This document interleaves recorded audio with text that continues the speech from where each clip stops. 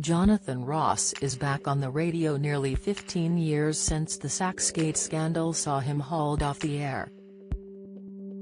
The TV star is joining Classic FM as the new host of Saturday Night at the Movies. He will take on the 7 p.m. to 9 p.m. slot in what is his first radio show since the scandal which threatened to destroy his career.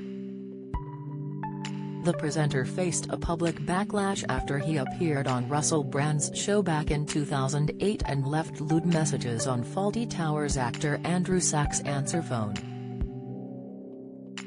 In the messages, comedian Brand also bragged about having sex with Sachs's granddaughter Georgina Bailey.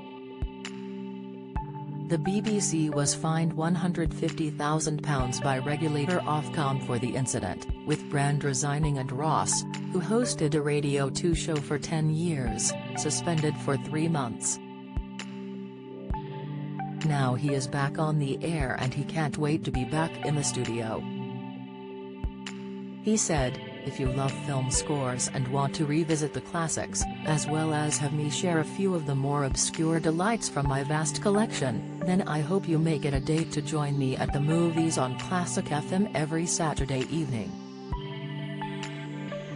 Philip Noyce, Classic FM's managing editor, said, "It is fantastic that Jonathan is joining Classic FM as the new host of Saturday Night at the Movies. He is, of course, an acclaimed and popular broadcaster, but it's his passion and knowledge of a huge array of films, and the music that threads through them, that make him the perfect host every Saturday evening. Jonathan is a true fan, and I know our current listeners, and anyone tuning in for the first time, will love joining him to enjoy iconic music alongside his insight into great films and their soundtracks." Although there was huge public outcry over the incident, the star says he never considered walking away from the BBC as he believed the issue was blown out of all proportion. He explained, "I didn't want the people who were going for me and going for Russell to win. That would have been their victory. I didn't want to throw anyone under the bus, but after the recording I actually said, you know, you can't put that out unless we have his, Sachs's, permission? That's why the BBC couldn't fire me." Talking to Dermot O'Leary's People, Just People podcast last year, Jonathan admitted he rarely tunes into the BBC radio station these days. He said, "I wish it was a little bit more interesting. A lot of the time it feels like they don't take risks anymore, which they used to.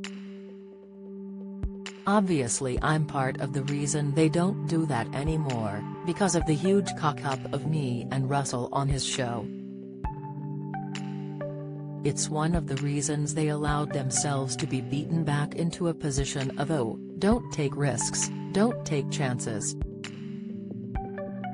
To an extent I sympathize with that, but at the same time that's why I don't listen a lot."